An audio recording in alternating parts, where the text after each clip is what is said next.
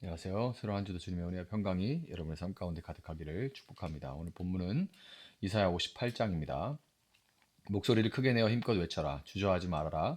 너의 목소리를 나팔 소리처럼 높여서 나의 백성에게 그들의 허물을 알리고 야곱의 집에 그들의 죄를 알려라. 그들이 마치 공의를 행하고 하나님의 규례를 저버리지 않는 민족이나 되듯이 날마다 나를 찾으며 나의 길을 알기를 좋아한다. 그들은 무엇이 공의로운 판단인가를 나에게 묻고 하나님께 가까이 나아가기를 즐거워한다고 한다. 주님께서 보시지도 않는데 우리가 무엇 때문에 금식을 합니까? 주님께서 알아주시지도 않는데 우리가 무엇 때문에 고행을 하겠습니까? 너희들이 금식하는 날 너희 자신의 향락만을 찾고 일꾼들에게는 무리하게 일을 시킨다. 너희가 다투고 싸우면서 금식을 하는구나. 이렇게 못된 주먹질이나 하려고 금식을 하느냐? 너희의 목소리를 저 높은 곳에 들리게 할 생각이 있다면 오늘과 같은 이런 금식을 해서는 안 된다. 이것이 어찌 내가 기뻐하는 금식이겠느냐? 이것이 어찌 사람이 통회하며 괴로워하는 날이 되겠느냐? 머리를 갈대처럼 숙이고 굵은 배와 재를 깔고 앉는다고 해서 어찌 이것을 금식이라고 하겠으며 주님께서 너희를 기쁘게 반기실 날이라고 할 수 있겠느냐? 내가 기뻐하는 금식은 부당한 결박을 풀어주는 것, 멍에의 줄을 끌어주는 것, 압제받는 사람을 놓아주는 것, 모든 멍에를 꺾어버리는 것, 바로 이런 것들이 아니냐? 또한 굶주린 사람에게 너의 먹거리를 나누어 주는 것, 떠도는 불쌍한 사람을 집에 맞아들이는 것이 아니겠느냐? 헐벗은 사람을 보았을 때에 그에게 옷을 입혀주는 것, 너의 고륙을 피하여 숨지 않는 것이 아니겠느냐. 그리하면 내 빛이 새벽 햇살처럼 비칠 것이며 내 상처가 빨리 나을 것이다. 내 의를 드러내실 분이 네 앞에 가실 것이며 주님의 영광이 네 뒤에서 호위할 것이다. 그때 네가 주님을 부르면 주님께서 응답하실 것이다. 네가 부르짖을 때에 주님께서 내가 여기에 있다 하고 대답하실 것이다. 네가 너의 나라에서 무거운 멍에와 온갖 폭력과 폭언을 없애버린다면 네가 너의 정성을 굶주린 사람에게 쏟으며 불쌍한 자의 소원을 충족시켜 주면 너의 빛이 어둠 가운데서 나타나며 캄캄한 밤이 오히려 대낮같이 될 것이다. 주님께서 너를 늘 높이 인도하시고 메마른 곳에서도 너의 영혼을 충족시켜 주시며 너의 뼈마디에 원기를 주실 것이다. 너는 마치 물된 동산처럼 되고 물이 끊어지지 않는 샘처럼 될 것이다. 너의 백성이 해묵은 폐허에서 성읍을 재건하며 대대로 버려두었던 기초를 다시 쌓을 것이다. 사람들은 너를 두고 갈라진 벽을 고친 왕, 길거리를 고쳐 사람이 살 수 있도록 한 왕이라고 부를 것이다. 유다야, 네가 안식일에 발길을 삼가 여행을 하지 않으며 나의 거룩한 날에 너의 쾌락을 일삼지 않으며 안식일을 즐거운 날이라고 부르며 주의 거룩한 날을 존귀한 날이라고 한다면, 그리고 이 날을 귀하게 여겨서 내 멋대로 하지 않으며 너 자신의 쾌락을 찾지 않으며 함부로 말하지 않으면 그때 너는 주 안에서 즐거움을 얻을 것이다. 내가 너를 땅에서 영화롭게 하고 너의 조상 야곱의 유산을 먹고 살도록 하겠다. 이것은 주님께서 친히 하신 말씀이다. 아멘. 자, 삶이 팍팍하고 뜻대로 되지 않을 때, 아니면 뭐 간절한 기도의 제목이 있을 때, 우리는 평소보다 더 열심히 하나님을 찾게 되는 것이 사실입니다. 새벽 기도의 자리를 지키기도 하고, 성경을 더 읽고, 금식 기도를 작정하기도 하죠. 그런데 이상한 일이 있어요. 그렇게 열심히 하나님을 찾고 부르짖고 뭐 금식까지 하는데도 불구하고 삶에 뭐 어떤 변화가 나타나지를 않고 하나님이 응답하지 않는 것 같은 그런 느낌이 들 때입니다. 열심은 있는데 기쁨은 없고 종교적인 행위는 자꾸 쌓여가는데 삶의 능력으로 그것들은 나타나지 않습니다. 오늘 본문 3절 앞부분을 보면 이스라엘 백성들의 상태가 딱 그런 상태였어요. 그래서 그들은 하나님께 따지듯이 물어봅니다. 주님께서 보시지도 않는데 우리가 무엇 때문에 금식을 합니까? 주님께서 알아주시지도 않는데 우리가 무엇 때문에 고행을 하겠습니까? 그들은 누구보다 열심히 금식했어요. 그런데 하나님은 그들의 금식을 외면하셨습니다. 도대체 뭐가 문제였을까요? 하나님은 그들의 열심, 종교적인 열심을 탓하시는 것이 아니라 그들의 삶을 지적하십니다. 3절 뒷부분과 4절을 보면 그들은 금식하는 날에도 여전히 자기들의 이익만을 챙기고 일꾼들에게는 무거운 짐을 지우고 서로 다투고 싸웠습니다.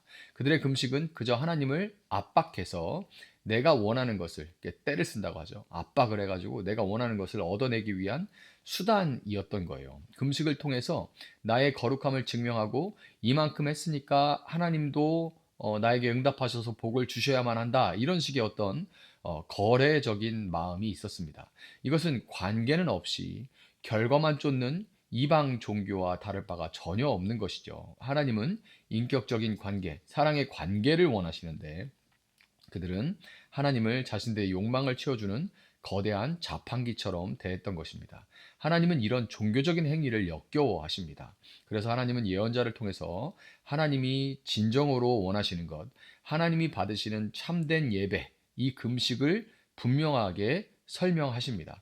6절, 7절을 보면 내가 기뻐하는 금식은 부당한 결박을 풀어주는 것, 멍에의 줄을 끌어주는 것, 압제받는 사람을 놓아주는 것, 모든 멍에를 꺾어버리는 것, 바로 이런 것들이 아니냐. 또한 굶주린 사람에게 너의 먹거리를 나누어 주는 것, 떠도는 불쌍한 사람을 집에 맞아들이는 것이 아니겠느냐. 헐벗은 사람을 보았을 때에 그에게 옷을 입혀주는 것, 너의 고륙을 피하여 숨지 않는 것이 아니겠느냐. 아멘. 하나님께서 이것이 내가 기뻐하는 금식이라고 말씀하세요. 우린 여기서 놀라운 사실을 발견하죠. 많은 사람들이 이 구절을 오해하면서, 저도 청년 때 그랬었는데, 내가 금식을 하면 하나님께서 내게 묶여 있는 어떤 가난의 결박, 저주의 결박, 이런저런 결박들 있잖아요. 우리가 생각할 때 내가 뭔가 좀 안 풀리는 것 같다고, 뭐에 매인 것 같아, 답답해, 이런 그래서 그런 이제 결박이잖아요. 그런 어떤 나의 흉악한 결박을 풀어주시고 금식할 때 나의 멍에를 꺾어 주실 것이다라고 생각을 하게 되죠. 그렇게 또 이야기를 서로 하기도 하고, 어떤 수단처럼 금식을, 그러면 금식 한번 해보면 좋겠어요. 이렇게 하면 결박이 끊어집니다. 그런데 본문은 정반대의 말을 한다는 거예요. 하나님 기뻐하시는 금식은 나의 결박이 풀리기를 기도하는 것이 아니라 내가 다른 사람의 흉악한 결박을 풀어주는 거라는 거예요. 내가 져야 할 멍에가 아니라 내가 다른 사람의 멍에를 꺾어주는 것. 이것이 금식의 의미라는 겁니다. 더 구체적으로는 영적으로 모든 억압과 부당한 멍에를 꺾어버리는 것이고, 실천적으로는 배고픈 사람에게 내 빵을 나누고 집 없는 사람을 내 집에 초대하고 옷 없는 사람에게 내 옷을 입혀주는 겁니다. 이것은 사도 바울이 로마서 12장에서 말한 하나님이 기뻐하시는 거룩한 산제물, 우리의 몸, 우리의 삶으로 드리는 예배와 정확하게 일치하는 겁니다. 교회 안에서의 예배와 교회 건물 밖에서의 삶이 분리되지 않는 것, 그것이 하나님이 원하시는 참된 금식이고 참된 예배인 것입니다. 하나님은 이렇게 삶으로 예배하는 자들에게 놀라운 약속을 주시죠. 8절은 그리하면이라고 시작을 하는데요. 우리가 먼저 하나님이 원하시는 삶을 살아내면 하나님과의 깨진 관계가 회복될 것이다 라고 약속하십니다. 우리의 빛이 새벽같이 비칠 것이고 치유가 급속할 것이며 여호와의 영광이 우리 뒤에서 우리를 지켜주실 것입니다. 우리가 부를 때 하나님이 내가 여기 있다 하고 응답하실 것이고, 이런 약속들을 하나님께서 우리가 먼저 할 때 다 하나하나 이루어지도록 하신다는 거예요. 근데 여기에 조건이 하나 있죠. 9절 하반부부터 10절입니다. 네가 너의 나라에서 무거운 멍에와 온갖 폭력과 폭언을 없애버린다면 네가 너의 정성을 굶주린 사람에게 쏟으며 불쌍한 자의 소원을 충족시켜 주면, 이런 조건이 있죠. 야고보서 2장의 말씀이 떠오릅니다. 춥고 배고픈 형제에게 가서 자, 평안히 가라, 너 덥게 해라, 배부르게 해라, 이렇게 말만 하고 아무것도 주지 않는 것, 잘 가세요, 평안히 가세요, 배부르게 드세요, 이렇게 말만 하고 그것들을 실제로는 아무 도움도 주지 않는 것, 이것이 바로 폭언.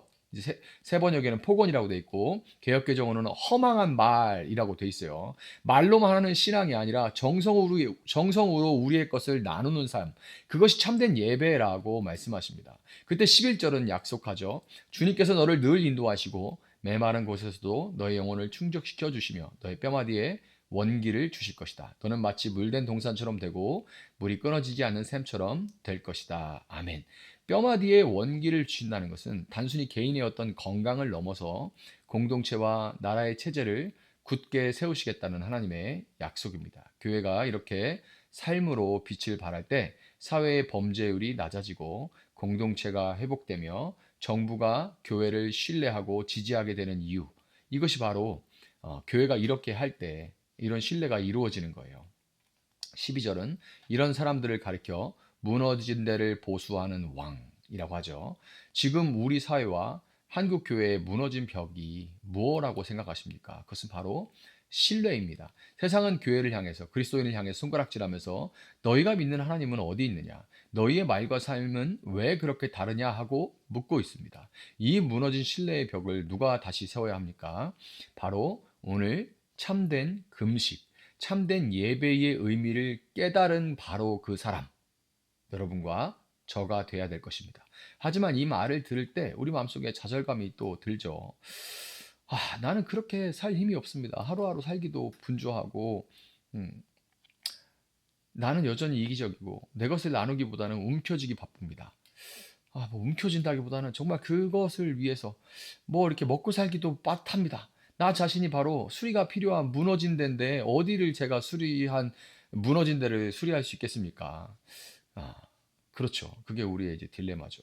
우리 힘으로는 이사야 58장의 위대한 이 부르심을 이룰 수 없기 때문에 하나님은 이 땅에 진정한 무너진 데를 보수하는 그 사람을 보내주셨는데 바로 그분이 예수 그리스도십니다. 예수님은 이 땅에서 단 한 번의 참된 금식, 참된 예배를 완성하신 분이십니다. 그분은 굶주린 자에게 자신의 빵을 나누어 주신 정도가 아니라 자신이 생명의 빵이 되셔서 십자가에서 그 몸을 찢어 우리에게 주셨고, 그분은 헐벗은 자에게 옷을 입히시는 정도가 아니라 우리에게 의의 옷을 입혀주시기 위해서 십자가에서 모든 옷이 벗겨지고 수치를 당하셨습니다. 그분은 흉악의 결박을 풀어주신 정도가 아니라 우리를 묶고 있던 죄와 사망의 모든 굴레를 꺾으시고 우리를 자유롭게 해주셨어요.